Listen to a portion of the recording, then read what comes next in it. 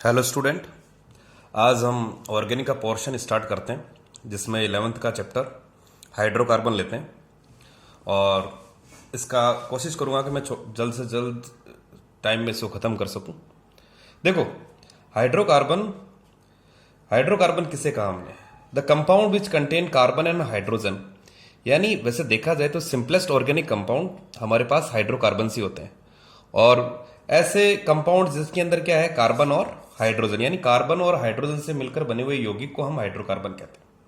अगर हम इसका क्लासिफिकेशन देखें, वैसे अगर हम सोर्स देखें सबसे पहले, तो हमारे पास आता है एक तो natural gas. Normally natural gas, petroleum and coal are its sources. Sir ये स्रोत है। तो देखो, अगर हम स्रोत की बात करें तो देखो, हमारे पास जो नेचुरल गैस और पेट्रोलियम है ये हमारे पास एलिफेटिक हाइड्रोकार्बन है। सुनते रहना और समझते रहना। और कोल हमारे पास जो है वो है एरोमेटिक हाइड्रोकार्बन। यानी एरोमेटिक हाइड्रोकार्बन का जो सोर्स है वो हमें कोल मिलता है। अब देखो, एलिफेटिक हाइड्रोकार्बन और एरोमेटिक हाइड्रोकार्बन को समझने से पहले थोड़ा समझिए। एक्चुअली दिस एलिफेटिक वर्ड ये एक ग्रीक शब्द से आया है, ग्रीक वर्ड से आया है जिसका मतलब एलिफेटोस। एलिफेटोस का मतलब चर्बी युक्त, वसा, चर्बी युक्त उसको बोला जाता है। अगर हम एलिफेटिक कहते हैं किसको, पहले तो ये समझिए। एलिफेटिक सर जिसके अंदर हमारे पास ओपन चेन स्ट्रक्चर हो, ओपन चेन, कार्बन कार्बन के मध्य एकल बंध हो, सिंगल बॉन्डेड हो या डबल बॉन्ड हो या ट्रिपल बॉन्ड हो, तो ये फर्दर क्लासिफाई किया जा सकता है दो के अंदर। पहली चीज सर हम इसको कंसिडर करें सैचुरेटेड के अंदर, एक क्लासिफिकेशन है सैचुरेटेड, एक दूसरा है हमारे पास अनसैचुरेटेड। सैचुरेटेड जब कार्बन कार्बन के मध्य एकल बंध, when carbon carbon contains a single bond, इसको हम बोलते हैं एल्केन। और अनसैचुरेटेड हाइड्रोकार्बन के अंदर हमारे पास आता है, यानी ये देखो क्लासिफिकेशन बता रहा हूं मैं आप लोगों को। हाइड्रोकार्बन का क्लासिफिकेशन अपन इस चैप्टर के अंदर दो तरीके से देखो। हाइड्रोकार्बन का क्लासिफिकेशन हमने किया सैचुरेटेड हाइड्रोकार्बन और एक हमारे पास अनसैचुरेटेड। सैचुरेटेड के अंदर हमने लिया एल्केन और अनसैचुरेटेड के अंदर हमने लिया एल्कीन, एल्काइन। और भाई ऐसे अनसैचुरेटेड के अंदर सर कौन आ गया? सर कार्बन कार्बन के बीच में हमारे पास अगर डबल बॉन्ड हो, carbon carbon is having a triple bond, तो ये सब आ गए हमारे अनसैचुरेटेड। हालांकि हम एल्कीन, एल्काइन, एल्काडाइन ये सब अनसैचुरेटेड के अंदर आएंगे। अगर हम एरोमेटिक हाइड्रोकार्बन, उसको हम लेटर ऑन स्टडी करेंगे। एरोमेटिक का तो हमारे पता ही है, हालांकि ये इसको हम डिटेल में बताऊंगा कि भाई इसके अंदर एरोमेटिक एंड प्लेनर भी होना चाहिए, कॉन्जुगेशन होना चाहिए। अब कॉन्जुगेटेड क्या चीज है, कॉन्जुगेशन क्या चीज है, आगे फर्दर हम इसको एक्सप्लेन। हक्कल रूल को फॉलो करना चाहिए जो कि है हमारे पास 4n+2π इलेक्ट्रॉन होने चाहिए। तो एरोमेटिक हाइड्रोकार्बन और एलिफेटिक हाइड्रोकार्बन। एलिफेटिक हाइड्रोकार्बन में हमने देखा सैचुरेटेड, अनसैचुरेटेड। सैचुरेटेड के अंदर हमारे पास सबसे पहले आता है एल्केन। तो देखो, इस चैप्टर के अंदर हम जो सबसे पहले स्टडी करते हैं वो करते हैं एल्केन के बारे में। तो देखते हैं एल्केन को, पढ़ते हैं हम थोड़ा सा आगे। अब एल्केन को हम थोड़ा डीपली ले लेते हैं और इससे रिलेटेड क्या रिएक्शंस देगा। देखो, इस पूरे चैप्टर के अंदर हम देखो सबसे पहले हम पढ़ेंगे एल्केन, एल्केन पढ़ेंगे।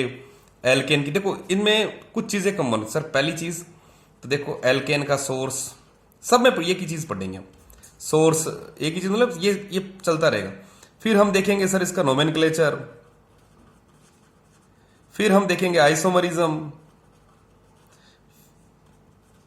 फिर मेथड्स ऑफ प्रिपरेशन, विरचन की विधि, किसको बना कैसे सकते हैं, फिर इसके द्वारा दर्शाने वाली या प्रदर्शित प्रेजेंट करने वाली रिएक्शंस, कौन कौन सी रिएक्शंस देगा, फिर यूजेस के अंदर, एप्लीकेशन और यूजेस के अंदर आ जाएंगे। तो ये सभी चीजें हम एल्केन में भी पढ़ेंगे, एल्कीन में भी पढ़ेंगे और एल्काइन में भी पढ़ेंगे। और आगे हम फिर एरोमेटिक के अंदर हम बेंजीन वगैरह ये लेंगे। तो देखो बच्चों, सबसे पहले हम स्टार्ट करते हैं एल्केन। सिंपल टॉपिक है, थोड़ा सा ऑर्गेनिक का पोर्शन है, तो ऑर्गेनिक नहीं, थोड़ा क्या ऑर्गेनिक का ही पोर्शन है तो ऑर्गेनिक को ही लेंगे हम सारा। इसके अंदर कुछ रिएक्शंस होंगी, कैसे होंगी वो आगे हम डिस्कस करेंगे। अभी तक जो मेरे वीडियोस थे वो फिजिकल केमिस्ट्री के ऊपर थे, उनको भी लेंगे, इनको भी लेंगे, दोनों साथ साथ चलने चाहिए। तो देखो सबसे पहले हम लेते हैं एल्केन। एल्केन जहां कार्बन कार्बन के मध्य कौन सा बंद हो, एकल बंद, यानी हाइड्रोकार्बन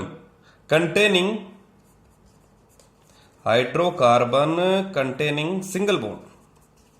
ठीक है, कुछ छोटी छोटी बातें कर लेते हैं भाई। एल्केन सर ऐसे हाइड्रोकार्बन जिनके अंदर कार्बन कार्बन सिंगल बॉन्डेड हो, ठीक है, एकल सहसंयोजक आबंध हो।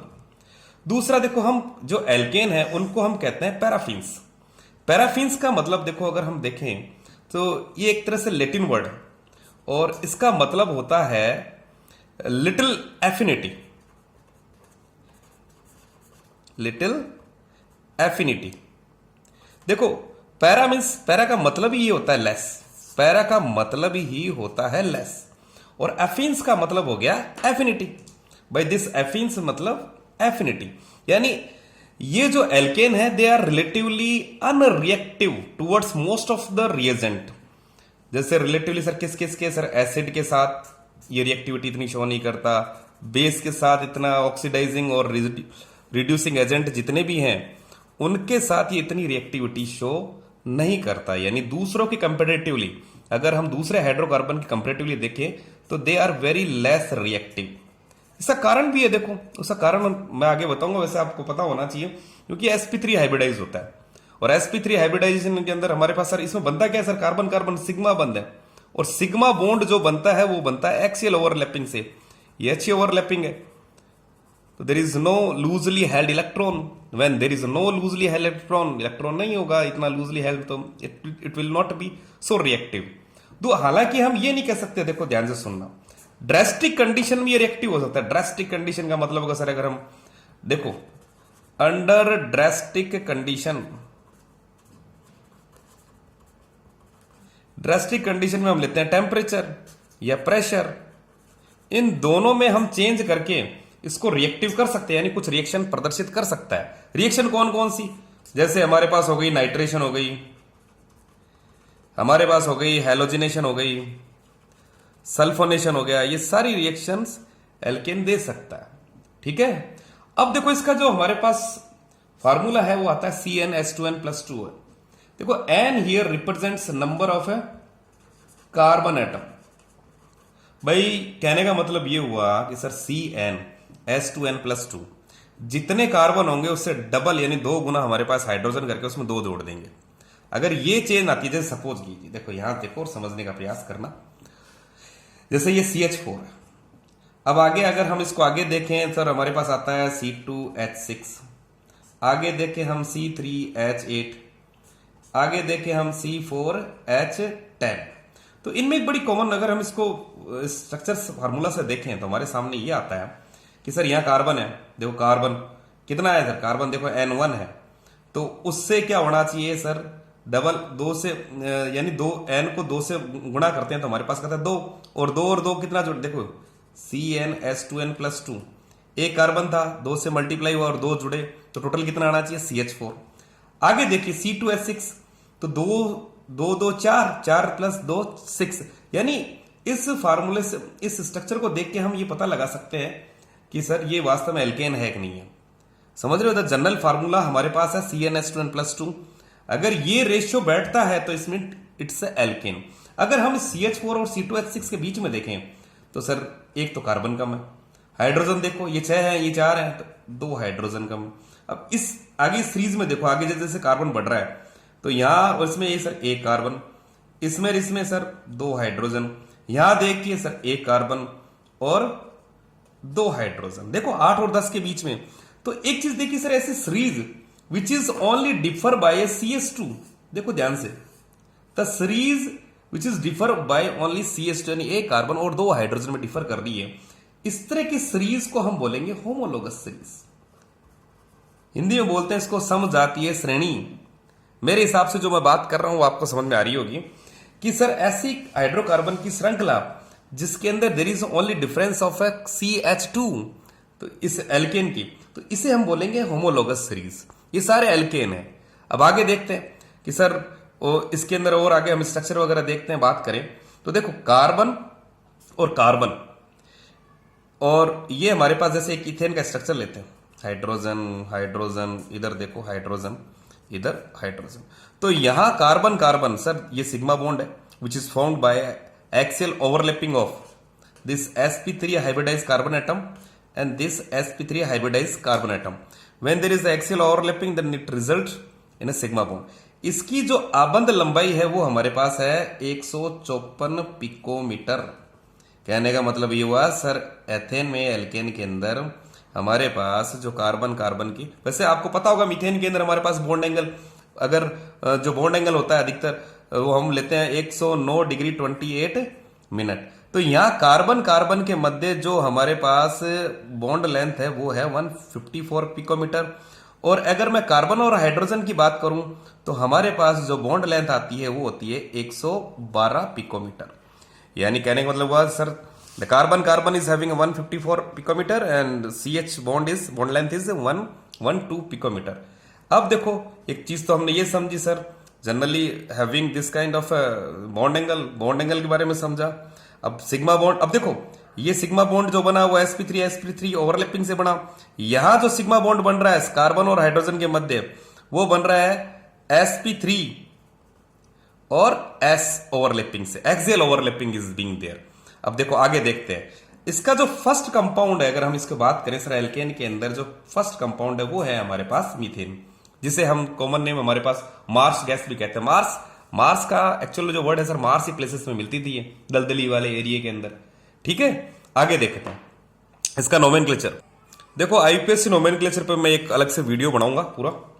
फिर भी मैं आप लोगों को देखो आईपीएससी नोमेनक्लेचर पढ़ते वक्त हमें ये स्ट्रक्चर पता होना चाहिए, P+W+S। यानी कोई भी हम आईपीएससी किसी भी ऑर्गेनिक कंपाउंड के अंदर आईपीएससी नोमेनक्लेचर जब लिखते हैं तो हमें ये तीन चीज पता होनी चाहिए, यही हमारे पास स्ट्रक्चर रहता है। सबसे पहले हम लिखते हैं प्रीफिक्स, उसके बाद लिखते हैं वर्ड रूट और उसके बाद लिखते हैं सफिक्स। देखो प्रीफिक्स को अगर हम फर्दर क्लासिफाई करें, आगे वर्गीकृत करें, तो एक तो आता है हमारे पास प्राइमरी प्रीफिक्स, एक आता है सेकेंडरी प्रीफिक्स। ऐसा ही हमारे पास सफिक्स के अंदर है। प्रीफिक्स का मतलब जो पहले लगे और सफिक्स का मतलब जो अनुलग्न यानी बाद में लगे नोमेनक्लेचर में। सफिक्स को भी अगर हम फर्दर डिवाइड करें तो एक हमारे पास होता है प्राइमरी सफिक्स, एक होता है सेकेंडरी सफिक्स। देखो प्रीफिक्स के अंदर जो प्राइमरी प्रीफिक्स है उसके अंदर तो देखो हम लेते हैं मैथिल, एथिल, जो भी हमारे पास सब्स्टिट्यूएंट लगता है उसके नंबर ऑफ कार्बन एटम्स के आधार पर। सब्स्टिट्यूएंट प्रतिस्थापी में कार्बन की संख्या हमेशा जनक जो भी हमारे पास पेरेंटल चेन होती है उससे कम होती है। सेकेंडरी सफिक्स प्रीफिक्स वो तभी यूज होगा जब हमारे पास जो भी कार्बनिक कंपाउंड है वो कैसा हो, साइक्लिक हो, तब हम यूज करेंगे सेकेंडरी प्रीफिक्स। मेरी बात आ रही है समझ?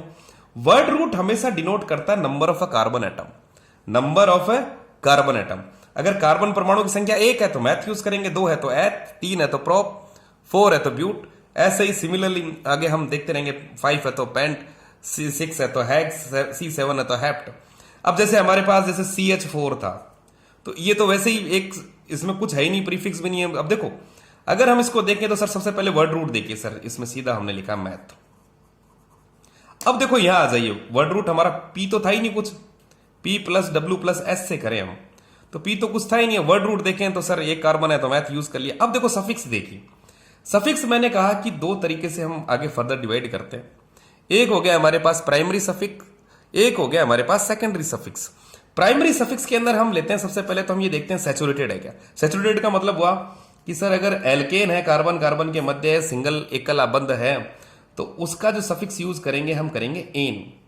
अगर अनसैचुरेटेड है यानी कार्बन कार्बन डबल बॉन्ड है या कार्बन कार्बन हमारे पास ट्रिपल बॉन्ड है, डबल बॉन्ड है तब तो हम सफिक्स यूज करेंगे इन, ट्रिपल बॉन्ड है तो हम यूज करेंगे आइन।